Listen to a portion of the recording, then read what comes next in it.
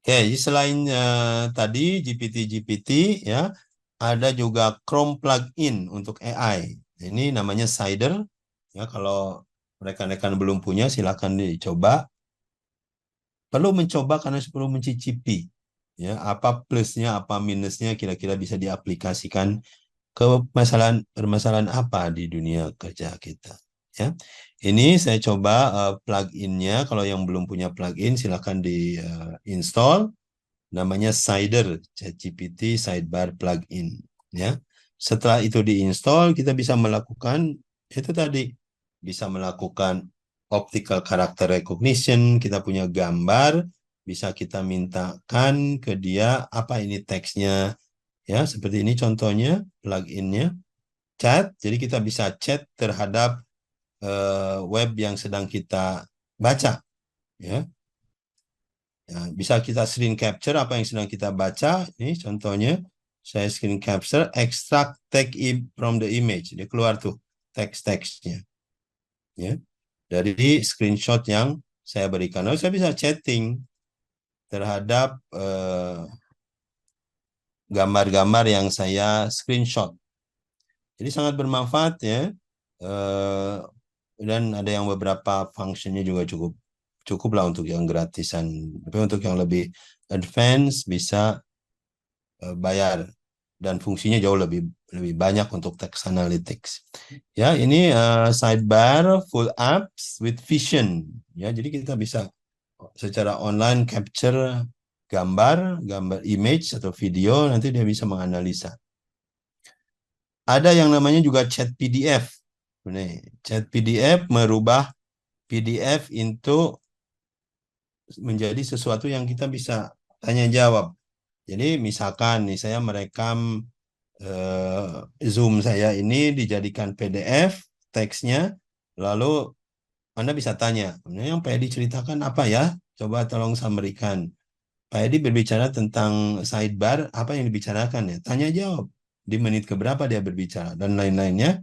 Ini Cider AI yang berbayar bisa melakukan itu semua. Itu menurut saya sekarang sudah begitu modernnya text analytics, sehingga setiap orang yang bukan programmer saja bisa melakukan text analytics. Ya.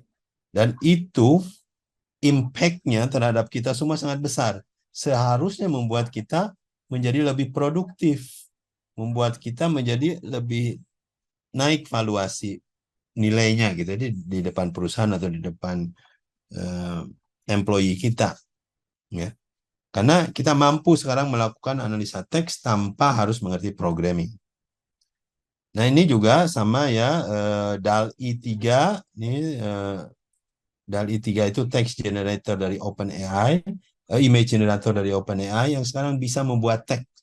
Teks itu susah dibuat ya. Misalkan kita tolong dong buatkan t-shirt yang tulisannya Edi Sofyan gitu di kata ini. Nggak bisa itu. Ya, AI nggak bisa melakukan itu. Baru sekarang DALL-E 3 bisa. Setidaknya belum sempurna sekali, tapi sudah bisa membuat teks, membuat teks di dalam gambar gitu ya. Kita bisa perintahkan membuat teks di dalam gambar. Ini contohnya di DALL-E 3 membuat teks ya seperti ini. Saya minta create t-shirt dengan kata I am Eddie in Bali. Ini tidak mudah dilakukan. Sebelum ada DALL-E 3 tidak mudah.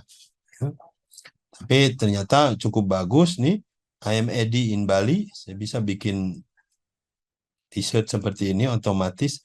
I am Eddie in Bali udah betul teksnya. Ini belum nggak pas aid. I am Eddie ya, Eddie. Tapi menarik ya, in Bali-nya betul. Bayangkan dulu, tidak terbayang kita bisa menyuruh mesin untuk bikin teks seperti ini. Ini contoh juga create a flyer. Saya nyuruh dia bikin flyer yang Edi Sofyan untuk invitasi birthday party, ya, undangan ulang tahun lah, gitu ya. Tolong bikinin flyer untuk ulang tahun. Ini jadinya. Menurut saya ini incredible, cukup bagus ya, karena dia bisa nulis Edi Sofyan birthday party. Bayangkan ke depannya seperti apa, sehingga kita tidak lagi membutuhkan programming. ya untuk bisa membuat aset digital. Yang diperlukan adalah kreativitas dan how to-nya, bikin prompt-nya, ya, sehingga sesuai dengan apa yang kita harapkan.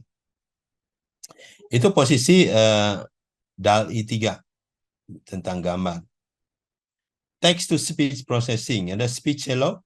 Ya, menurut saya ini juga cukup bagus, merubah teks ke speech, suara, atau sebaliknya suara ke teks. Ya, silakan Anda gunakan, pelajari aja. Ada juga software yang namanya Natural Readers. Ini juga ada plugin-nya. Ya, jadi apapun yang ada di website kita, dia bisa suruh. Saya suruh bisa bahasa Indonesia, pembawa beritanya, ya. Terus dia membacakan apa yang ada di teks di depan mata kita. Ya, ada yang berbayar dan ada gratis, tapi intinya teknologinya ada di situ. Ya, saya juga bisa mengcloning suara saya. Saya clone suara saya, tinggal kasih teks saja, nanti teksnya dibaca oleh suara saya. Ya, suara Pak Edi. Itu cloning text, cloning voice. Silakan masuk ke AI clone voice cloning. Ini teknologi baru yang menurut saya impact-nya mestinya cukup besar ke cara kita meng-create aset digital. Speechnote.com juga changing speech to text dan text to speech. Saya sering melakukan ini, ya. Jadi dokumen-dokumen seperti video ini saya rubah ke teks pakai Speechnote. Teksnya ini yang kita gunakan untuk analisa.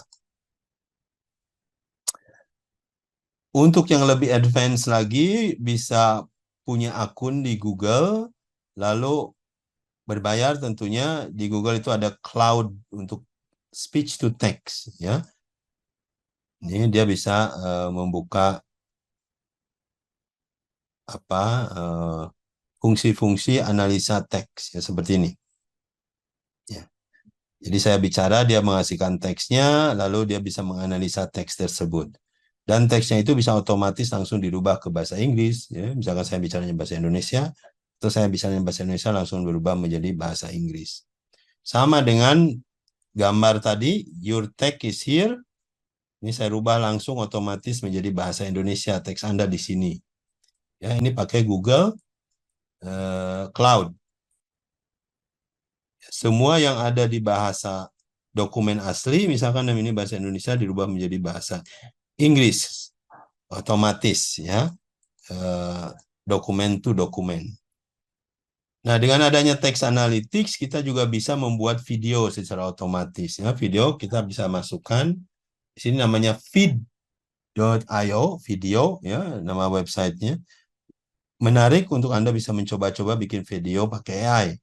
Ya, misalkan mau buru-buru mau bikin presentasi nih 5 menit, 10 menit, ya, kita bisa di sini aja. Tolong bikinkan video tentang penggunaan AI di teks misalkan. Ya udah, otomatis dia memberi teksnya dan mengasih videonya. Teksnya kita rubah-rubah kalau memang diperlukan, ya. Itulah sekilas tentang seluk-beluk teks analytics, ya. Nah, silahkan rekan-rekan semua cari kasus-kasus. Yang penting kan hanya itu. Cari kasus-kasus yang bisa diselesaikan oleh text analytics.